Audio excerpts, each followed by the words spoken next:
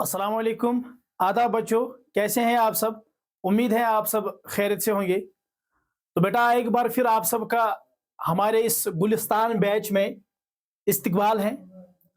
तो आज हम जिस मौजू पर लब कुशाई करने जा रहे हैं बेटा, आप स्क्रीन पर देख सकते हैं। एक तो हम खाका पढ़ेंगे, जिसे आप स्केच कहते हो अंग्रेजी में, उसका नोट पढ़ेंगे हम मुख्तसर तौर पर। दूसरा, हमारा जो सबक है, मौलवी अब्दुल हक ने आपका सबक जो लिखा है खाका हाली पर, उसका खुलासा हम यहाँ पर बयान करेंगे। बेटा ये एक इम्पॉर्टेंट चैप्टर है, ये बात आपको पहले ही याद रखनी है। क्यों इम्पॉर्टेंट चैप्टर है? क्योंकि ये जो चैप्टर है बेटा, मैं आपको यहाँ पर बताऊंगा। ये जो चैप्टर है ना बेटा, पहले ही आपको एक नोट आता है, उस नोट में आपको 5 मार्क्स आते हैं। तो आप ये लिख के रखिएगा, इस सिनफ का यानी खाका का नोट आने वाला है, इसमें आपको 5 नंबर मिलेंगे बेटा। ठीक है बेटा। अब एक और चीज ये है, आपको एक सवाल पूछा जाता है वहां पर खुलासे का। आपको 3 चैप्टरों के वहां पर खुलासे पूछे जाते हैं। 3 या तो 3 होंगे या तो 4 होंगे, और आपको सिर्फ एक करना है वहां पर बेटा। और वो खुलासे जो है, मैंने आपको पहले भी बताया है, वो खुलासे आपको नसर पोर्शन से पूछे जाते हैं। यानी दास्तान, नॉवल, अफसाना, खाका, इंशाया। दास्तान का नोट मैंने पढ़ाया, नॉवल का नोट मैंने पढ़ाया, अफसाने का नोट मैंने पढ़ाया। आज मैं खाका का नोट पढ़ाऊंगा, इसमें 5 नंबर है। दूसरी बात जो मैं कह रहा हूं वो है खुलासा। इस चैप्टर से भी आपको खुलासा पूछा जाएगा। तो इसमें भी कितने आए बेटा? 5 नंबर। तो कितने नंबर हो गए? 10 नंबर। इतना ही नहीं, आपको जो सवालात पूछे जाते हैं वो भी आपको पहले नसर पोर्शन से पूछे जाते हैं। 4 सवाल होंगे, चारों में आपको बेटा 2 सवाल करने होंगे। 2 सवालात के आपको जवाब देने हैं वहां पर। उसमें आपको इस सबक से भी एक सवाल पूछा जाएगा, क्योंकि इसमें सिर्फ 3 ही सवाल है बेटा। 3 ही सवाल है। एक सवाल होता है, एक है हाल ही का, ये जो है इसका खुलासा, ये तो अलग से आएगा। अब 2 ही क्वेश्चन रहते हैं, 2 आपको क्वेश्चन इसे याद करने हैं। दोनों में एक की मैं गारंटी देता हूं, उसमें 3 नंबर है बेटा। तो कितने हो गए बेटा? तो इस सबक से आपको 13 मार्क्स मिल रहे हैं बेटा। तो ये सबसे इंपॉर्टेंट चैप्टर है। तो ठीक है बेटा। तो चलिए सबसे पहले हम देखेंगे कि खाका जो है, जिसे हम अंग्रेजी में स्केच कहते हैं, खाका से मुराद क्या है। ठीक है बेटा। क्योंकि इससे पहले मैंने आपको दास्तान समझाया, दास्तान किसे कहते हैं। उसके बाद मैंने आपको नॉवल का नोट पढ़ाया, नॉवल किसे कहते हैं। उसके बाद मैंने आपको अफसाना का नोट बिल्कुल तफसील से और बिल्कुल मुख्तसर अल्फाज में समझाने की कोशिश की थी। अब आज जो हमारा है वो है खाका का नोट बेटा। ये बात याद रखना बेटा, ये जो 4 खाक नोट मैंने पढ़ाए ना, आप ये 4 अगर आपने याद किए ना, तो मैं गारंटी के साथ कहता हूं इसमें 2 आपको आएंगे। क्योंकि आपको क्वेश्चन आएगा नोट का, उसमें 4 ऑप्शन होंगे, चारों में आपको एक करना है। और मैं गारंटी देता हूं इन चारों नोट में से जो मैंने पढ़ा है, इसमें 2 होंगे बेटा। ठीक है बेटा। तो चलिए देखते हैं कि खाका किसे कहते हैं। खाका के जो लुग़वी मानी है बेटा, लफ्जी मानी है बेटा, जब हम डिक्शनरी खोलते हैं तो इसका जो वर्ड मीनिंग है, ठीक है बेटा, इसका जो लफ्जी मानी है वो क्या है? ढांचा बनाना, लकीर खींचकर, ढांचा बनाना, लकीर खींचकर नक्शा बनाना या तस्वीर बनाना। ठीक है बेटा। यानी इससे मुराद क्या है बेटा? एक कोई ढांचा, अगर हम कोई ढांचा बनाते हैं या हम अपने कलम से कोई लकीर खींचते हैं, या जिसे हम स्केच कहते हैं, हम जो स्केच बनाते हैं ना, उसको भी हम खाका कहते हैं। अब खाका से मुराद यहाँ पर क्या है? ये वो स्केच नहीं है जो हम अपनी कलम से बनाते हैं, किसी की तस्वीर बनाते हैं, नहीं। बल्कि ये क्या है बेटा? ये एक कलमी तस्वीर होती है, इसमें कलमी स्केच होता है, इसमें कलमी तहरीर होती है बेटा। यानी हम खाका में क्या करते हैं? किसी शख्स के बारे में हम लिखते हैं। ठीक है बेटा। किसी शख्स के बारे में हम वहां पर तस्वीर नहीं बनाते, बल्कि इसको हम कैरेक्टर स्केच कहते हैं। किसी शख्स के बारे में, किसी की शख्सियत के बारे में हम कुछ तहरीर करते हैं, जिससे उसकी पूरी जिंदगी हमें मालूम होती है, उसका अक्स नजर आता है। अंग्रेजी में इसे स्केच कहते हैं। ठीक है बेटा। तो ये लफ्जी मायने था, ये लुग़वी मायने था। इसके बाद इस्तिलाह में खाका उस मजमून को कहते हैं जिसमें किसी शख्सियत के अहम और मुनफरिद पहलू को इस तरह पेश किया जाए कि उस शख्स की एक तस्वीर सामने आ जाए। असल में इसकी डेफिनेशन क्या है? اس کی تعریف کیا ہے بیٹا وہ ہمیں دیکھنی ہے. وہ بتایا جا رہا ہے کہ خاکہ جو ہے اس میں کسی شخصیت کے اہم پہلو کے بارے میں ذکر کیا جاتا ہے یا منفرد پہلو. کسی شخص کے بارے میں ہم خاکہ لکھتے ہیں، اس کی نمایاں خصوصیات ہم بیان کرتے ہیں، اس کی خوبیاں ہم بیان کرتے ہیں، جس سے ہمیں اس کی شخصیت کے بارے میں معلوم ہوتا ہے. لیکن ہم اس طرح سے پھر وہ لکھتے ہیں جس طرح ہم دیکھیے ہم سکیچ بناتے ہیں نا. حالانکہ سکیچ کوئی ریئلٹی نہیں ہوتی ہے، لیکن یہ ہو بہو جس انسان کے بارے میں جس چیز کے بارے میں ہم بناتے ہیں تو ہو بہو اس کی تصویر ہمارے سامنے آ جاتی ہے. سیم لائک دیٹ یہاں پر بھی کیا ہوتا ہے، جو کچھ ہم لکھتے ہیں اس شخص کے بارے میں بیٹا اس کی ہو بہو تصویر ہمارے دماغ میں آ جاتی ہے. ہم امیجن کرتے ہیں کہ اس طرح کی شخصیت ہوگی یہ، تو ہو بہو تصویر اس کی ہمارے سامنے پیش آ جاتی ہے. تو یہ ڈیفینیشن ہے کس کی بیٹا، خاکہ. اس میں اس شخص کی خوبیوں یا خامیوں کو اس طرح پیش کیا جاتا ہے کہ اس کی شخصیت کی تصویر سامنے آ جائے. دونوں چیزیں بیان کی جاتی ہے. دیکھو بیٹا سب سے پہلے میں آپ کو یہ بتاؤں گا کہ اگر کوئی خاکہ لکھنے والا ہوتا ہے، خاکہ نگار یا خاکہ نویس جو ہوتا ہے بیٹا، وہ جب کسی کا خاکہ لکھے گا نا اس کے لیے کچھ چیزیں لازمی ہیں. ایک چیز یہ ہے کہ جس کے بارے میں ہم لکھتے ہیں یا تو ہمیں کچھ نہ کچھ مراسم اس کے ساتھ ہونے چاہیے، کچھ نہ کچھ تعلقات ہمیں ان کے ساتھ ہونے چاہیے. ہم کسی دوست کا لکھتے ہیں تو ضروری ہے کہ ہم نے اپنے دوست کے ساتھ چند ملاقاتیں کی ہوں گی، کیونکہ ایک ہی ملاقات میں ہم انسان کو نہیں سمجھ سکتے ہیں. اب تو سالوں لگتے ہیں پھر بھی ہم انسان کو نہیں سمجھ پاتے ہیں. تو کچھ ملاقاتیں اس کے لیے لازمی ہیں جس میں ہم دیکھ پاتے ہیں کہ اس کی شخصیت کے اہم پہلو کیا ہے، اس کی کوالٹیز کیا ہے، اس میں کچھ بیڈ کوالٹیز کیا ہے. یہ چیزیں جب ہم دیکھیں گے نا تو اس کے لیے لازمی ہے ہمیں اس کو جاننا ہے. دوسرا پوائنٹ، خاکہ لکھنے کے لیے اگر آپ نے کسی کا سکیچ لکھنا ہے آپ کسی سے معلوم بھی کر سکتے ہو جس سے اس کے تعلقات ہو. آپ کسی پرسنالٹی کے بارے میں کسی شخص کے بارے میں لکھنا چاہتے ہیں لیکن آپ کو اس کا مواد نہیں مل رہا ہے، آپ کو اس کے لیے کچھ نالج چاہیے، علم چاہیے، تو آپ کسی سے پوچھ کر بھی وہ خاکہ لکھ سکتے ہیں. تو بیٹا اس کے بعد ہی ہمیں معلوم ہوگا نا کہ اس میں خامیاں کیا ہے، اس میں خوبیاں کیا ہے. تو چلیے، یعنی خاکہ نگاری شخصیت کا عکس پیش کرتی ہے، عکس تصویر پیش کرتی ہے کہ یہ شخص اصل میں ہے کیا، اس شخص کی زندگی، اس کی پرسنالٹی کیسی ہے. یہ ہمیں خاکہ میں اس کے بارے میں کچھ ہنٹس بتائی جاتی ہے، اس میں تفصیل نہیں بتائی جاتی. جس طرح ہم بایوگرافی پڑھتے ہیں، بایوگرافی میں ہم کیا دیکھتے ہیں بیٹا، بایوگرافی میں پوری زندگی ہم جنم سے لے کر وفات تک ہم دیکھتے ہیں. ٹھیک ہے، لیکن اس میں وہ گنجائش نہیں ہے، یہ بالکل شارٹ ہوتا ہے، بالکل مختصر ہوتا ہے. اس کے عادات، اس کے عادات و اطوار، اس میں ہم کیا دیکھتے ہیں، اس شخص کے بارے میں جس کے ہم بارے میں لکھتے ہیں اس کے عادات کیا ہے، اس کے طور طریقے کیا ہے، ٹھیک ہے، اس کا بیہیویئر کیسا ہے، اس کا رہن سہن کیسا ہے، وہ کس طرح رہتا ہے، ہاں وہ کس طرح پہنتا ہے، لباس کے بارے میں، یا اس کی گفتگو کے انداز وغیرہ کو مختصر اس انداز سے پیش کیا جاتا ہے کہ اس کی پوری شخصیت چلتی پھرتی ہمارے سامنے نظر آتی ہے. تو گویا کہ جس شخص کے بارے میں ہم نے سکیچ لکھنا ہے، کریکٹر سکیچ لکھنا ہے، اس سے ہمیں کیا معلوم ہوگا، کچھ خوبیاں معلوم ہوں گی نا، یا اس کے طور طریقے کیا ہے، اس کا بیہیویئر کیسا ہے، وہ کھاتا پیتا کیسا ہے، وہ انداز بیان کیا ہے، اس کا علم کیسا ہے، اس کی نظر کیسی ہے، اس کی آئیڈیالوجی کیسی ہے، اس کا لباس کیسا ہے. تو یہ چیزیں ہمیں کس سے معلوم ہوتی ہیں بیٹا، اور اس طریقے سے خاکہ نگار پیش کرتا ہے کہ اس کی ہو بہو تصویر ہمارے سامنے پیش ہوتی ہے، اس کا عکس ہماری سامنے، اس کی پوری شخصیت چلتی پھرتی ہمارے سامنے. جب ہم وہ خاکہ پڑھتے ہیں نا تو ہمیں لگتا ہے کہ جیسے کوئی زندہ شخصیت ہمارے سامنے چلتی پھرتی نظر آتی ہے، اس کا عکس نظر آتا ہے، اس کی تصویر نظر آتی ہے. ٹھیک ہے بیٹا، سمجھا آپ کو خاکہ کسے کہتے ہیں؟ تو چلیے آگے. خاکہ نگاری، اب کچھ چیزیں ہیں بیٹا، دیکھو خاکہ نگاری، سوانح نگاری اور خود نوشت سوانح نگاری سے مختلف صنف ہے. ایک ہوتا ہے خاکہ نگاری جو میں نے آپ کو ابھی بتایا، اس کو ہم کریکٹر سکیچ کہتے ہیں. اس میں ہم پوری زندگی نہیں لکھ سکتے ہیں، کچھ کچھ خوبیاں، کچھ کچھ خامیاں، کچھ کچھ کوالٹیز ہم بیان کر سکتے ہیں، کچھ منفرد چیزیں ہم بیان کرتے ہیں. اب یہ مختلف کس طرح ہے، کس چیز سے؟ سوانح نگاری. سوانح کہتے ہیں بیٹا ہم زندگی کو، ٹھیک ہے، سوانح جس میں ہم بایوگرافی لکھتے ہیں، کسی شخص کے بارے میں کوئی چیز لکھتے ہیں.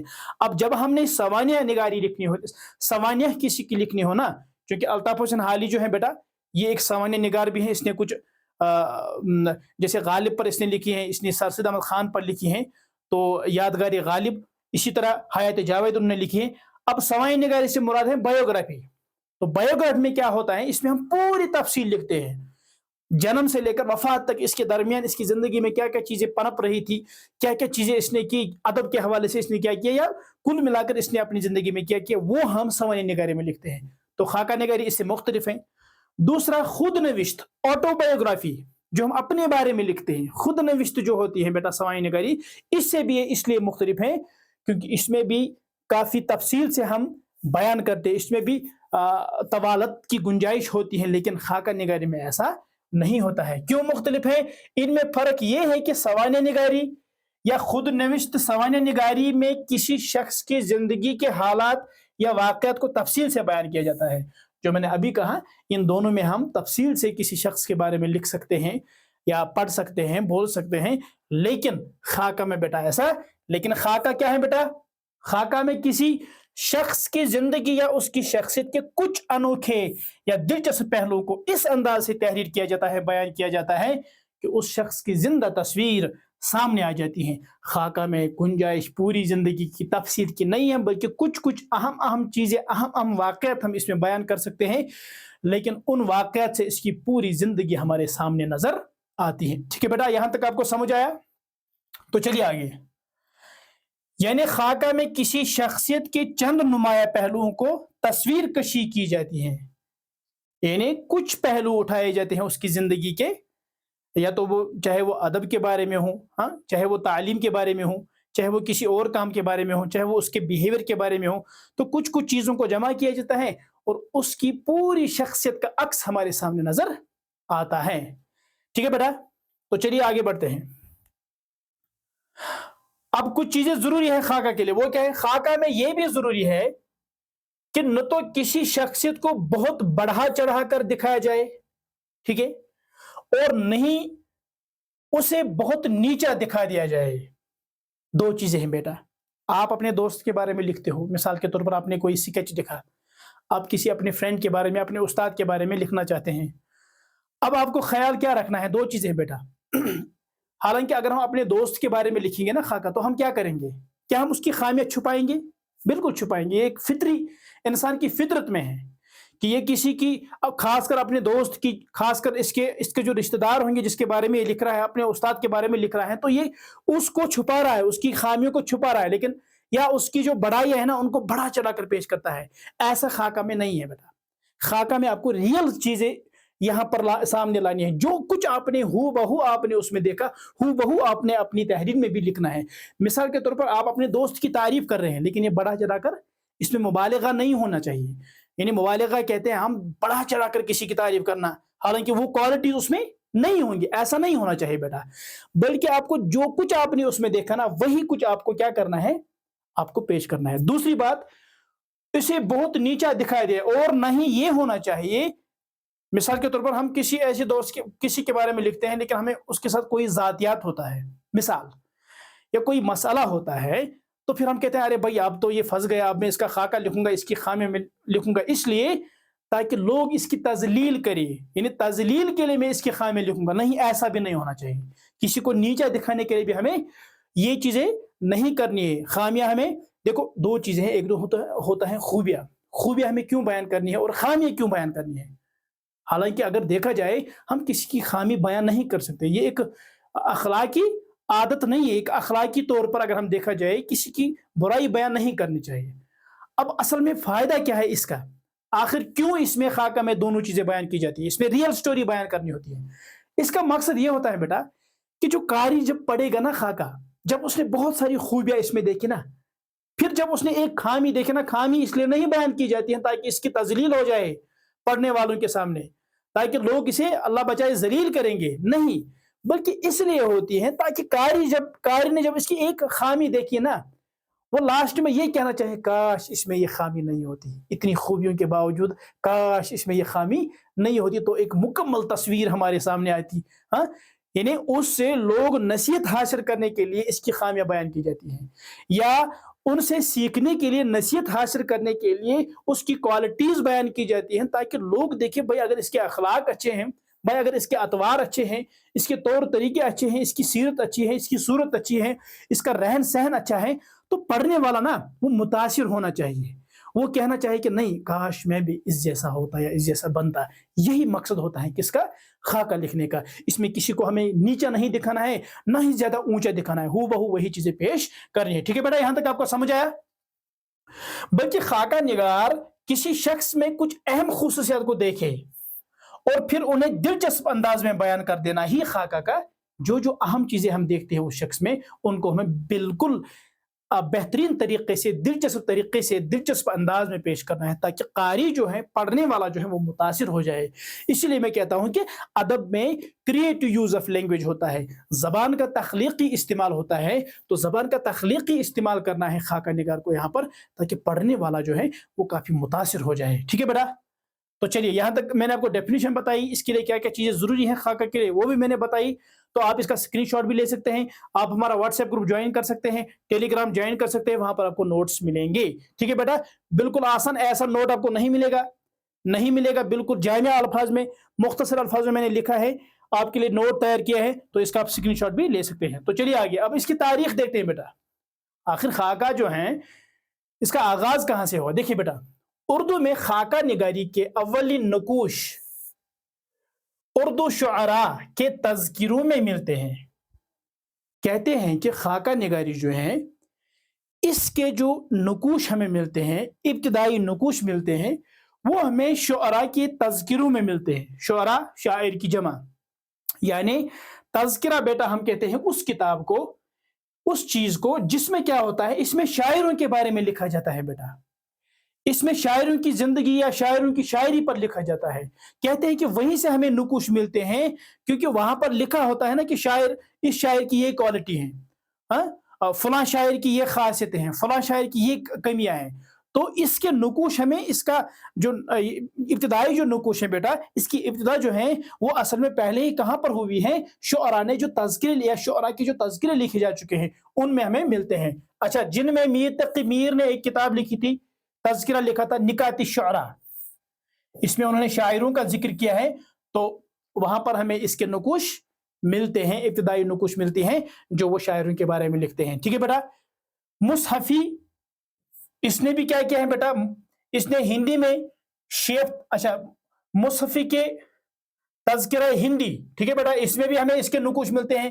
شیفتہ نے لکھا ہے گلشن بیخار, اس میں بھی ہے ہمیں کیا ملتا ہے بیٹا, ہمیں ابتدائی نقوش ملتے ہیں جہاں پر ہم یہ اندازہ لگا سکتے ہیں کہ یہ خاکہ ہے, یہ ایک کیریکٹر سکیچ ہے, کسی شخص کے بارے میں, کسی شاعر کے بارے میں یہاں پر کچھ چیزیں بتائی گئی ہیں جس سے ہمیں مکمل تصویر معلوم ہوتی ہے اس شخص کی. ٹھیک ہے بیٹا, تو اس کے ابتدائی نقوش ہمیں کہاں سے ملتے ہیں؟ ٹھیک ہے, اور بھی بہت ساری کتابیں ہیں, تذکرے ہیں جن سے ہمیں یہ نقوش دیکھنے کو ملتے ہیں. اچھا, لیکن اردو میں خاکہ نگاری کا باقاعدہ آغاز جو ہے بیٹا وہ مرزا فرات اللہ بیگ نے کیا ہے.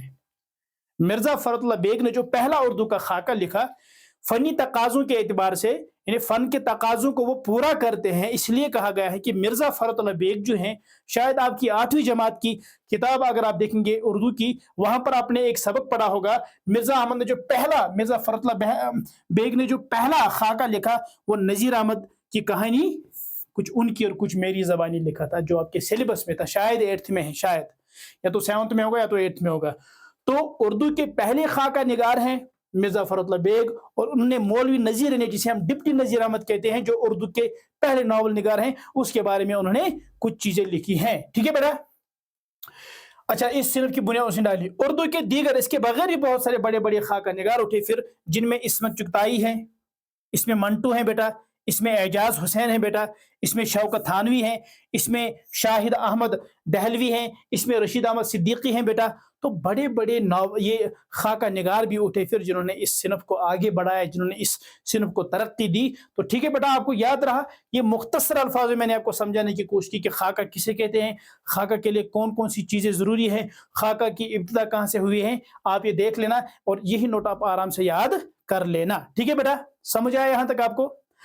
آپ کے سلیبس میں جو خاکہ ہے بیٹا, آپ کے سلیبس میں جو خاکہ ہے وہ ہے مولوی عبدالحق نے خاکہ لکھا ہے الطاف حسین حالی پر.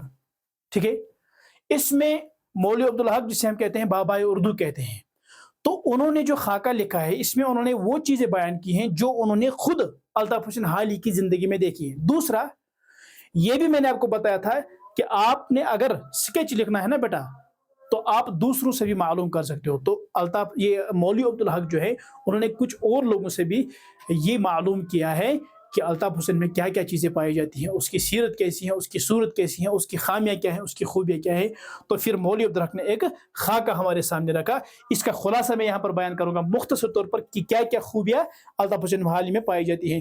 الطاف حسین حالی جو ہیں ان کا جنم پانی پت میں ہوتا ہے 1837 میں بیٹا، اور ان کا انتقال پانی پت میں ہوتا ہے 1914 میں. ٹھیک ہے بیٹا، یہاں پر ہمیں اس کی بایوگرافی نہیں پڑھنی ہے بلکہ وہی چیزیں پڑھنی ہیں جو سکیچ میں بیان کی گئی ہیں. اور الطاف حسین حالی جو ہیں بیٹا یہ شاعر کے نام سے معروف ہیں، یہ سوانح نگار کے نام سے معروف ہیں، یہ کیا کہتے ہیں اس کو تنقید نگار کے نام سے معروف ہیں، اور انشاء نگار بھی اس کو کہا جاتا ہے. ٹھیک ہے بیٹا، تو چلیے پڑھتے ہیں. یہ بانگ نا تو ٹھیک ہے بیٹا سنیے، دیکھیے آپ حالی اس کا ٹائٹل ہے بیٹا خاکہ. مولوی عبدالحق نے لکھا ہے حالی مولوی عبدالحق کا ایک لکھا خاکہ ہے. اس خاکہ میں مولوی عبدالحق نے حالی کے مختلف عادات و اطوار اور اوصاف پر روشنی ڈالی ہے. جو میں نے آپ کو کہا تھا خاکہ میں کیا کیا جاتا ہے، کچھ کوالٹیز بیان کی جاتی ہیں، کچھ خوبیاں بیان کی جاتی ہیں، کچھ خامیاں بھی پیش کی جاتی ہیں. تو یہی کیا کس نے کیا ہے بیٹا، مولوی عبدالحق نے کیا ہے. اب مولوی عبدالحق لکھتے ہیں، آپ دیکھ لینا یہ کتاب میں مختصر طور پر میں نے یہاں پر بیان کیا ہے کہ میں نے زندگی میں حالی جیسے پاک سیرت شخصیت نہیں دیکھی ہے.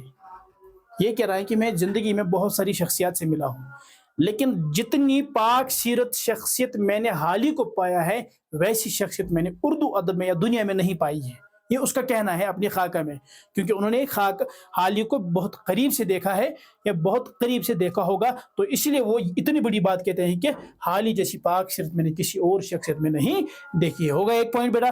دوسرا یہاں پر نواب عماد الملک کہتے ہیں، نواب عماد الملک کہتے ہیں کہ سر سید کی جماعت، سر سید احمد خان جسے ہم کہتے ہیں جس نے علی گڑھ مسلم یونیورسٹی کی بنیاد ڈالی تھی، اور سر سید احمد خان کا ایک گروپ تھا جس میں حالی بھی آتے تھے، ٹھیک ہے بیٹا، جس میں مولوی نذیر احمد بھی آتے تھے. تو وہ کیا کہتے ہیں، سر سید احمد کی جماعت جو ہے بیٹا کہتے ہیں کہ سر سید کی جماعت میں حالی جیسا کوئی بلند پایا شخص کوئی نہ تھا. یعنی ان کا جو اپنا سکول آف تھاٹ تھا حالی، یہ سر سید احمد خان کا ان کے جو گروپ ممبرز تھے، کہتے ہیں کہ عماد الملک کہتے ہیں ان کی خوبی بیان کرتے ہوئے کہ میں نے اس جماعت میں، سر سید کی جماعت میں حالی جیسی کوئی شخصیت، بلند پایا شخصیت نہیں پائی ہے، کیونکہ وہ رقیق القلب تھے، ان کا دل نرم تھا. ٹھیک ہے بیٹا، وہ با اخلاق تھے، وہ پاک سیرت تھے. تو چلیے، حالی با مروت تھے بیٹا، اس میں کہتے ہیں وہ با اخلاق تھے اور بہت انصاف پسند تھے، وہ انصاف کرنے والے تھے، وہ انصاف کے پیکر تھے. ٹھیک ہے بیٹا، وہ با اخلاق تھے، اس لیے لوگ ان سے متاثر ہوئے تھے. اس لیے عماد الملک بھی کہتے ہیں کہ میں نے حالی جو ہے سر سید کے گروپ میں، سر سید کی جماعت میں حالی جیسی کوئی پاک سیرت یا حالی جیسی بلند پایا شخصیت نہیں دیکھی ہے. وہ ہر ایک سے خوش اخلاقی کے ساتھ پیش آتے تھے، جس کے ساتھ ملتے تھے چاہے وہ چھوٹا ہوتا چاہے وہ بڑا ہوتا، وہ اس چیز کو پس پشت رکھتے تھے کہ بھائی میں بڑا شاعر ہوں، میں بڑا سوانح نگار ہوں، بڑا نقاد ہوں. نہیں، بلکہ وہ ہر چھوٹے بچے سے، یا چاہے کوئی چھوٹا بچہ ہوں چاہے کوئی بڑا ہوں، ہر ایک کے ساتھ وہ بیٹا کیا آتے تھے، خوش اخلاقی کے ساتھ پیش آتے تھے، خندہ پیشانی کے ساتھ پیش آتے تھے. اچھا، ایک بار مولوی حمید الدین ملنے کو گئے، حالی ان کی تعظیم کے لیے کھڑے ہو گئے. کہتے ہیں کہ مولوی حمید الدین جو ہیں، اب وہ بھی بتاتے ہیں ان کے بارے میں، کیونکہ مولوی عبدالحق نے یہ چیزیں بیان معلوم کی ہوگی نا. تو کہتے ہیں کہ حمید الدین کہتے ہیں کہ میں حالی سے ملنے گیا تھا، تو جو ہی میں حالی کے پاس گیا، حالی خود ہماری عزت کے لیے، ہماری تعظیم کے لیے، ہماری ریسپیکٹ کے لیے خود کھڑے ہو گئی. حالانکہ پھر مولوی حمید الدین نے اسے کہا تھا ان کو کہ آپ کیوں اٹھے، آپ تو ہمارے بڑے ہیں، آپ تو اتنی بڑی شخصیت ہیں. تو کہتے ہیں کہ پھر حالی نے کہا تھا کہ بھائی آپ ہماری قوم کے ناخدا ہو، یعنی آپ ہماری قوم کے لیڈر ہو، آپ ہمارا مستقبل ہو. جب میں آپ کی ریسپیکٹ نہیں کروں گا، جب میں آپ کی تعظیم نہیں کروں گا، تو کس کی تعظیم کروں گا. ٹھیک ہے بیٹا، تو یہاں پر ہمیں کیا معلوم ہوا، مولوی عبدالحق نے بھی تعریف بیان کی، خوبی بیان کی، عماد الملک نے بھی کہا، حمید الدین نے بھی کہا. ٹھیک ہے بیٹا، تو چلیے اس کے بعد آل انڈیا ایجوکیشنل کانفرنس کے سفیر، جس کو ہم امبیسڈر بھی کہہ سکتے ہیں، مولوی انوار احمد ہوتے ہیں بیٹا. آل انڈیا ایجوکیشنل کانفرنس کے ایک سفیر ہوتے ہیں. وہ کہتے ہیں کہ جب ایک دن ان سے ملنے آئے رات کو حالی کے یہاں ٹھہرے، حالی نے اس کی خوب مہمان نوازی کی، رات کو خود ایک کمبل اوڑھنے کو دی۔ کہتے ہیں کہ ایک اور خوبی بیان کرتے ہیں مولوی نذیر انوار احمد، کہتے ہیں کہ میرا جانا ایک بار پانی پت حالی کے یہاں ہوا، تو جب میں وہاں گیا، چونکہ جاڑ کا موسم تھا، سردی کا موسم تھا، تو رات کو اچانک میں دیکھتا ہوں کوئی میری کمبل، کوئی میری رضائی کو چھو رہا ہے۔ تو میں کیا دیکھتا ہوں، رات کو میں دیکھتا ہوں، پھر حالی کہتے ہیں کہ میں آپ کے لیے ایک اور کمبل لے کے آیا ہوں کیونکہ آج سردی کا موسم ہے۔ تو پھر یہ انوار احمد کہتے ہیں کہ زندگی پر مجھے ایسی شفقت جو ہے انہوں نے مجھ پر کیا، ایسا انہوں نے جو میرے ساتھ یہ اچھا بیہیو کیا، تو کہتے ہیں کہ یہ اوصاف میں نے کبھی نہیں بھولے اور اس کا اثر پوری زندگی بھر میری زندگی میں رہا۔ ٹھیک ہے بیٹا، تو کہتے ہیں کہ رات کو پھر حالی جو ہیں وہ میرے لیے کمبل لاتے ہیں، اتنی بڑی شخصیت۔ ٹھیک ہے بیٹا، حالی ہندوؤں اور مسلمانوں میں اتحاد دیکھنا چاہتے تھے بیٹا۔ ہندو مسلم چونکہ ہندوستان میں رہتے ہیں تو وہ کبھی نہیں چاہتے تھے کہ ہندو اور مسلمانوں کے درمیان لڑائی جھگڑا ہونا چاہیے، فتنہ و فساد ہونا چاہیے۔ جب کبھی سنتے تھے نا تو اس کا دل بالکل پریشان ہو جاتا تھا، تو اس کا دل جو ہے رنجیدہ ہو جاتا تھا، اور وہ ان چیزوں کو بالکل اگنور، نظر انداز کرتے تھے۔ اگر ان کو لگتا تھا کہ نہیں یہاں پر ہو سکتا ہے کہ ہندو اور مسلمانوں کے درمیان جھگڑا ہو سکتا ہے، لیکن وہ اس چیز کو ترجیح نہیں دیتے تھے، بلکہ ان کو نصیحت کرتے تھے، کیونکہ وہ اتحاد کے حامی تھے۔ ملک کے ہر فرد کی ترقی کا خواہش مند تھے، وہ چاہتے تھے کہ ہر فرد، چاہے وہ ہندو ہوں چاہے وہ مسلم ہوں، ہر ایک فرد ترقی کرنا چاہیے، ہر ایک فرد کامیاب ہونا چاہیے، یا ہمارا ملک جو ہے یہ اور ترقی کرنا چاہیے۔ تو اس کی یہ خواہش تھی، اس کی یہ تمنا تھی۔ دوسرے شاعروں کی طرح اپنی شہرت کے خلاف نظر آتے ہیں۔ ٹھیک ہے بیٹا، چونکہ دیکھو بیٹا، شاعر جو ہے نا، اکثر شاعر ہم جب دیکھتے ہیں، شاعروں کو اچھا لگتا ہے اگر ان سے کوئی کہتا ہے کہ بھائی اپنا کلام سناؤ، تو وہ سناتے ہیں اپنا کلام، اور اپنی تعریف سننا بھی ان کو اچھا لگتا ہے۔ لیکن حالی سے جب کوئی کہتا تھا کہ جناب آپ ہمارا اپنا کوئی شعر سنائے، تو یہ یہاں سے کہتے تھے کہ بھائی میں بھول جاتا ہوں اپنی شاعری، میرا محافظہ ہے جو ہے وہ بالکل کمزور ہے، میری یادداشت جو ہے بالکل کمزور ہے۔ تو یہ ان کو اگنور کرتے تھے۔ اس کے پیچھے یہ تھی کہ وہ خود نمائی کو پسند نہیں کرتے تھے، وہ نام و نمائش کو پسند نہیں کرتے تھے، وہ نیم اینڈ فیم کو پسند نہیں کرتے تھے۔ ٹھیک ہے بیٹا، تو اسی لیے باقی شاعروں سے بالکل ہٹ کر نظر آتے ہیں۔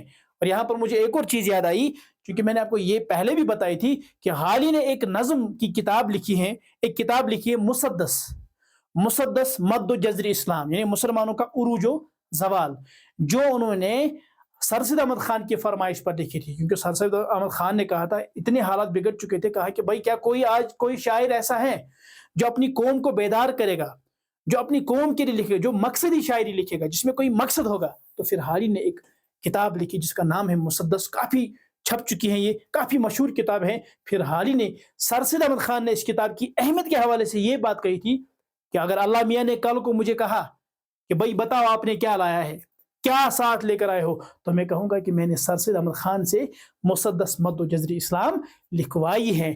اتنی اہمیت ہے اس کتاب کی۔ تو چلیے بیٹا، اگرچہ حالی پوری طرح انگریزی زبان سے واقف نہ تھے، وہ زیادہ انگریزی بول نہیں پاتے تھے یا جان نہیں پاتے تھے، وہ نہیں جانتے تھے، لیکن انہوں نے سیکھنے بھی بہت ساری کوشش کی تھی۔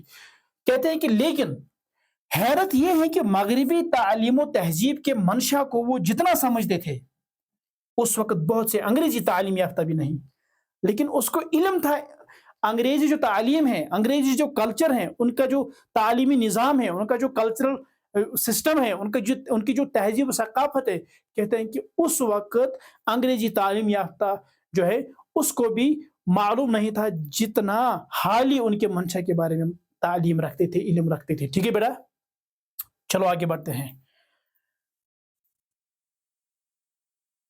مخالفت سہنے، یہاں پر سہنے ہے بیٹا، مخالفت سہنے کا ان میں عجیب و غریب مادہ تھا۔ اللہ تعالیٰ نے ان کو ایک ایسی چیز عطا فرمائی تھی، برداشت کی، ان میں صبر تھا، ان میں ضبط تھا بیٹا۔ اگر کوئی ان کے خلاف مخالفت کرتے تھے، ان کو کوئی کرٹیسزم پیش آتا تھا، کوئی ان کو کرٹیک کرتا تھا، لیکن وہ ان کو اس کرٹیسزم کو، اس کرٹیک کو، اس مخالفت کو بالکل صبر کے ساتھ، ضبط کے ساتھ برداشت کرتے تھے۔